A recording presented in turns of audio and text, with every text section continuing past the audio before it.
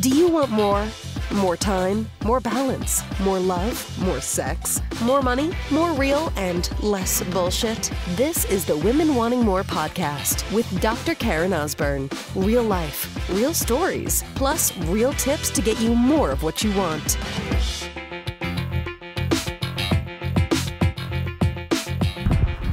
Well, hello there, sister. It has been 3 weeks since I recorded my last podcast. There's been a lot of stuff going on. This is not a excuse, or sorry, or any of that kind of stuff. It just is. But I'm happy to be back and inspired to speak into a lot of things today. And we're going to walk and talk today, which is ironic because this podcast episode is about stillness. And I am just completing reading A New Earth by Eckhart Tolle. I know it's a book that came out back in, I think like 05 or 06, because I don't remember getting the book. Like, I'm reading the original one I had. And I can see where I got to, because I got a little bookmark in there, maybe chapter 2. And I stopped. And I remember when I was reading that book, I also remember reading The Power Now before that. I think The Power Now, yeah, it came out before A New Earth. And same thing, although I made it all the way through that book. And, you know, it's one of those things where I got what I could at the time.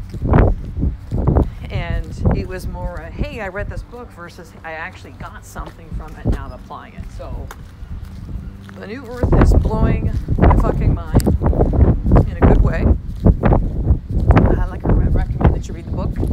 And, you know, he says this in the book too. And at the same time, by the way, Oprah's podcast, so her Super Soul podcast, I'm totally messing up the name, it's something like that. The Green Picture on iTunes. And it's either a re-recording or it's when they did this big, like, they were doing, Eckhart Tolle and Oprah were doing, like, there's 10 chapters in the book, so they did 10 weeks, and you pay a minimum amount to be part of this online program, where they discussed it, and then told them chances to send their questions or to be some live time. And so I remember when this thing came out, shortly after the book came out, so I don't know if this is like they've just repurposed this old stuff, or they're doing a brand new one. Either way, it's great, because you kind of hear them talk about each of the chapters. To the point of also, too, I was asking my good friend Jill, I was like, we should do something like this, like just, I don't know if something would be a paid program for free or whatever, but this book is amazing. But there's a lot of things that he said in there that really resonate with me. Most of it does. But there was one thing that he said that I stopped listening to the podcast and hit Siri and added this to my notes section so I can speak into this to you today. Which is about stillness. Which is about stillness being who we really are. Let me see if I can get the actual quote. Got it. Okay. So yeah, stillness is your essential nature. Stillness is your essential nature. Ironically, because as I record this podcast, I'm actually walking. I'm not still. But for me, when I move, it helps. I'm just walking, so it's not like I'm like, you know, boxing, CrossFit workout, lifting, spin class, but looking out the ocean and this beautiful day and tapped into nature, it helps me really stay connected as much as I need to my remember, so I can speak what I need to speak to. It comes through me. And my apologies if we have some wind noises, because a little bit of wind here by the beach today. So stillness is your essential nature. Stillness is your essential nature. We live in a society that glorifies to the extreme of hustle and grind, work 12, 14, 16-hour days, aren't I great? Look at the money in my bank account. Or not the money in my bank account, because it's just all fake. Or look at the money in my bank account, and, you know, I have no relationships to really speak into. My health is in the tank, and I hate myself. What good is that? Stillness is your essential nature. So I believe when we go to extremes of not having stillness, or just if we don't have it in our life, there's such a feeling of misalignment. Being out of alignment with who we truly are, our essential nature, is stillness, that, we start to have things like we get sick. We have relationships that fall apart. Or we just disconnect from people that we love. We are not there as parents for our children. We're not happy. We keep thinking that the fulfillment will come from the doing, from the stuff, from the dollars in the bank account. And although there's nothing wrong with that stuff, have it. Great. I like nice things too. That's okay. But I would ask, at what cost for some of those things? And there's people that I know, by the way, that have nice things and nice stuff, but there's a balance that they have. There's it's like the stuff is just the result, right? It's not like the purpose behind what they do, how they show up for their loved ones, how they take care of themselves. It's not the purpose is not to get the stuff. It just is the end result of it. The purpose is not to make money. It's just the end result of it. So when you don't have stillness in your day, which can be as simple as sit and breathe for 2 minutes, there will start to be a chaos in your life like you cannot imagine. And it'll start out slow. It'll creep in. And until you wake up one day and everything is just a big clusterfuck. Because of the choices that you've made and not be still. So why don't people do that, right? If you go, man, I just meditate for 5 minutes a day and just be still and just sit and breathe. What's so hard about that, right? And waste all sorts of hours in the day on Netflix binges and Facebook scroll feeds and Instagram and shopping online and shit that doesn't even matter. What stops people from being still? Well, what I found to be true in coaching, and for me, which was like really hard, was that it was the thoughts in my head, right? When I began to slow down, when I began to get still, just in a yoga class, the thoughts in my head were maddening at times. You're not doing this right, Karen. You should be doing this pose. This like in yoga. You're not doing this pose properly. It would just be the thoughts spinning round and around and around. The ego just rampant.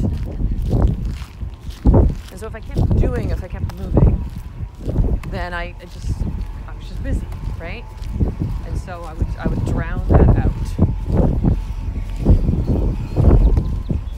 Stillness required me to actually begin to listen to those thoughts, which then got past the beating myself up for having those thoughts to, well, let me just inquire about these thoughts, and are they really true?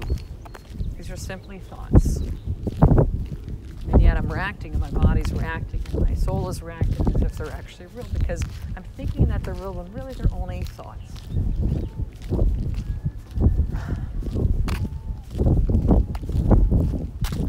Think of all of our devices that we have, right? Our phones, iPads, laptops,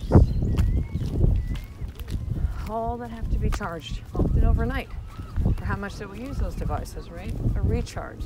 There's a stillness to it. There's got to be like a little bit of shutdown at times. And those aren't even living things. And we are. And we are. Stillness is a requirement. Stillness is our essential nature. Stillness is the thing that becomes so hard when you identify with who you are, the label, the title, the role, the thoughts in your head. The stillness is our essential nature, because I know you've had those moments. And it could be something back from when you were a kid. It's because as children, we're so much more connected to this essential nature. My sons are 5.5 and 8. And, they're at those ages where it's a little crazy. It's a little crazy. It's fun crazy, and hard crazy, but it's crazy. So they're exactly where they need to be. And I know some of this is innate for them, and some of this is the conversations that I have with my kids on a regular basis, but like I'll have my 8-year-old Tyson be like, Mommy, I'm tired now. Or I just want to have alone time now. Right? He's tapped into his little soul going like, I just need to be away from people right now. I just need to chill. I just need to relax. still. I need to sleep. Because what happens is that when we're still, there's a greater chance we're also going to be present. And all we have is this present moment. Like, that's it. That's it. Even in the present moment, you're thinking of the past, you're still in the present moment, thinking of the past. You're present. It's just now. It's just right here. It's like I'm right here with you as I'm walking and talking to you and letting the words flow out of me and flow through me. Stillness is our essential nature. Stillness, by the way, can be that you're still and you're still, you're not like you're closed and you're just breathing and meditating, right? Or you're lying down, you're resting, or it's like, Stillness can be simply a presentness inside you, a consciousness, right? Being consciously aware. So right now as I'm walking, I'm not walking super fast or anything, but I'm not walking slow, I'm just walking.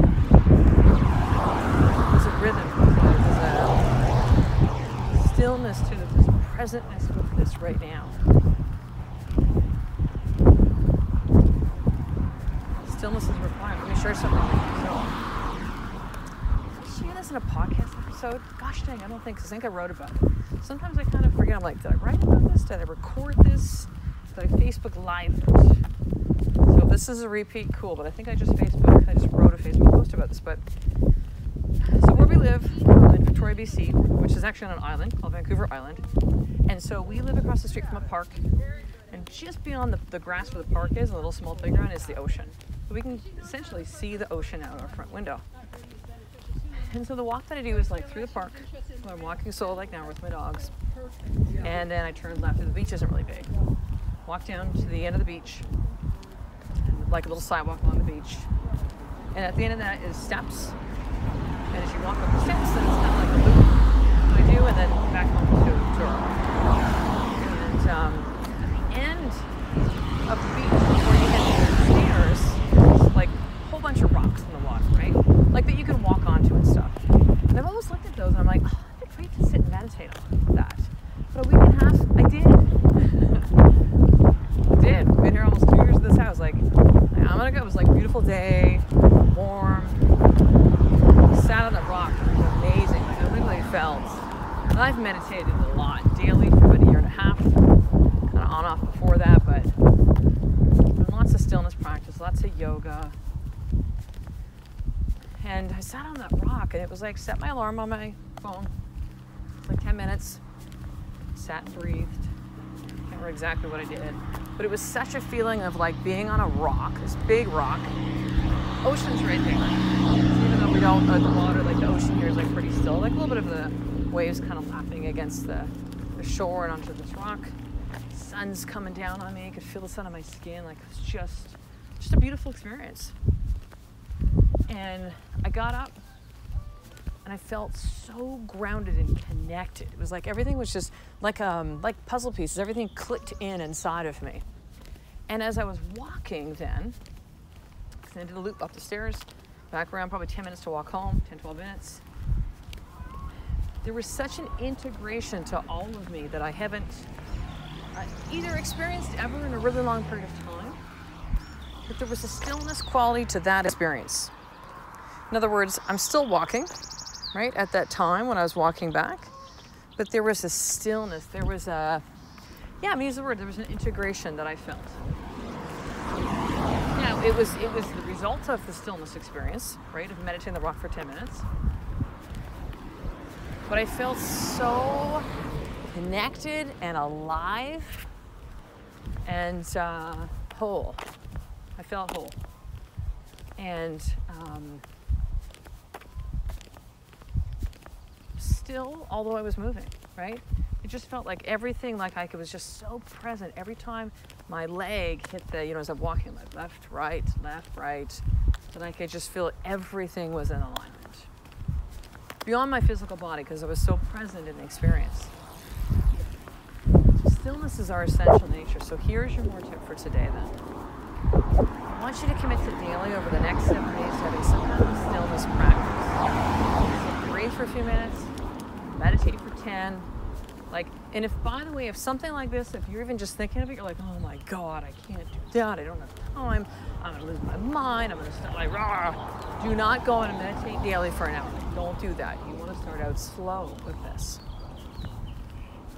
Could be that maybe you just sit in a park each day that's near to where you work or where you live, and you just sit outside. It could be stillness practice. It could be, by the way, stillness is not sitting watching TV, okay? That ain't stillness. That's you getting fucking programmed by the bullshit on the screen. Like whatever screen you're looking at, by the way. Not just TV. Theaters, all that shit. YouTube. Just getting all sucked into the program.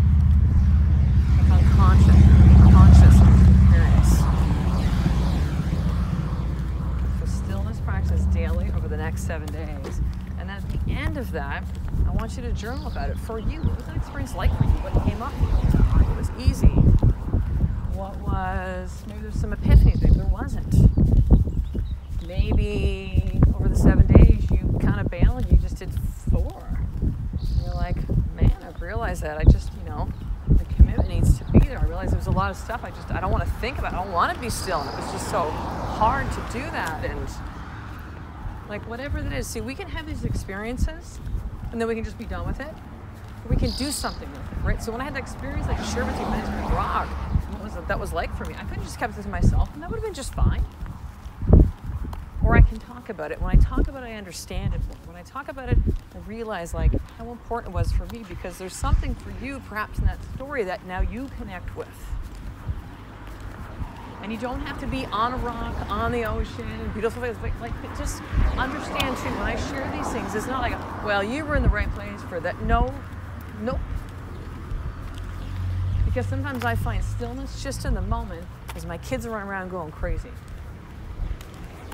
Yesterday we were coming back. I went with my boys and I. Solo parented 3 planes each way, west coast to east coast. Visited my parents who were in a assisted living home. They both have significant dementia. Saw my brother a bunch of times, my sister-in-law. Good family time, but it was sort of some heaviness to it, right? We're in Ottawa where I grew up, and it was kind of shitty weather. It was really dreary, and snow falling, and then stuff's melting. Anyways, 3 days, and then 3 planes back, okay? As we're coming back, boys were like rock stars on the way down. I got activities for the kids. Had lots of snacks. Like, mommy was like, I'm gonna do this. I got this. Never traveled with the kids by myself. Tyson, we have twice. Twice I think Tyson.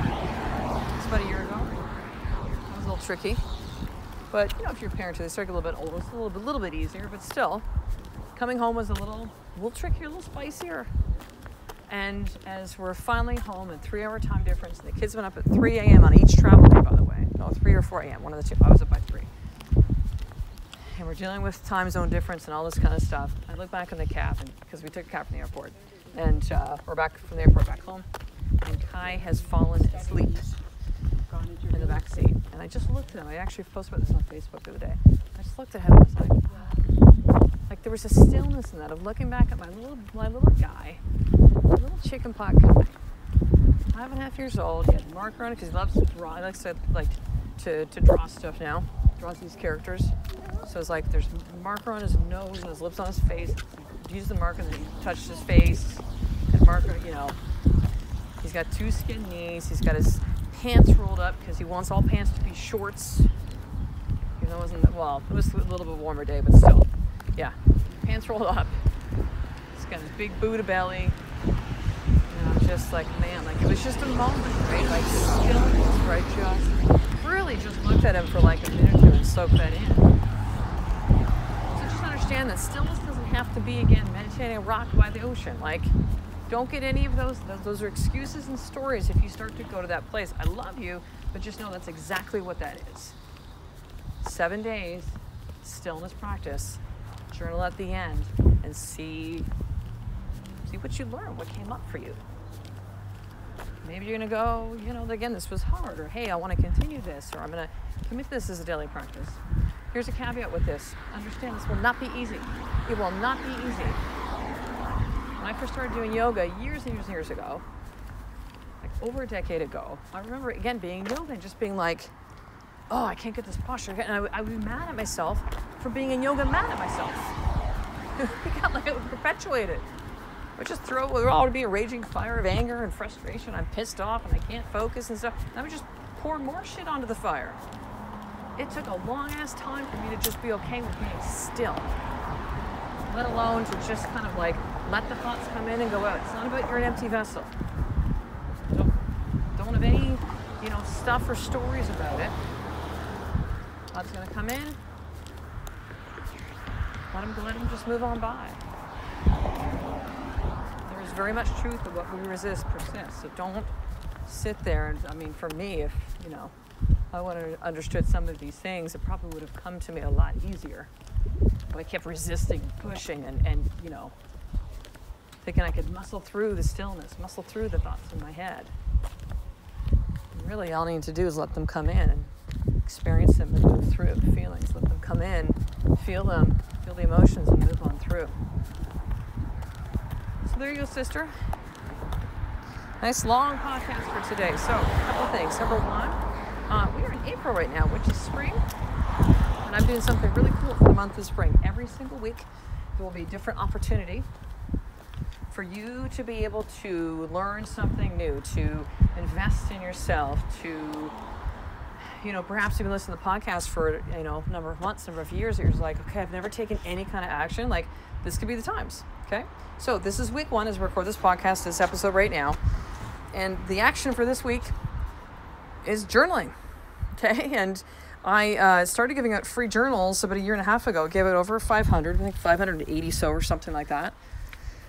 And then I ran out and I saw women that were ordering them. And I was like, I'm going to order like another 100. So I have 88 journals left. These are Women Wanting More limited edition journals. This is the third version of them now. They've each been different ones. Still orange, still funky, cool. And I'm giving them out for free. So I have 88 left. Okay, you take care of a little bit of shipping. I do all the rest. And I also send you some Women Wanting More swag with that. So if you would like one of those last journals, okay, and they're most likely going to go in this week, that I'm talking about the journals a lot, the free journals, I want you to go to drkarenosborn.com. So that's drkarenosborn.com/free journal. And I will hook you up on that and send that to you with love. And the second thing as well, too, I have a newer Facebook community I started about 3 months ago called The Journey to Feminine, where we talk a lot about these bigger concepts. This is a very different shift and message that I'm talking about at Women Wanting More now on the podcast, in the community, on Facebook, all of it. Because things do grow and evolve and change and shift, as do I.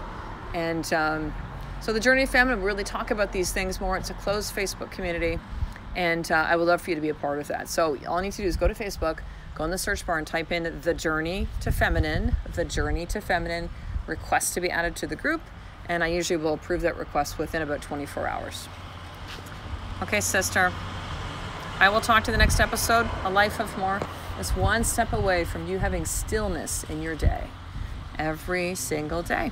I love and appreciate you. To get the show notes of each Women Wanting More episode, including the How to Get More tip, subscribe to the newsletter at drkarenosborn.com/newsletter.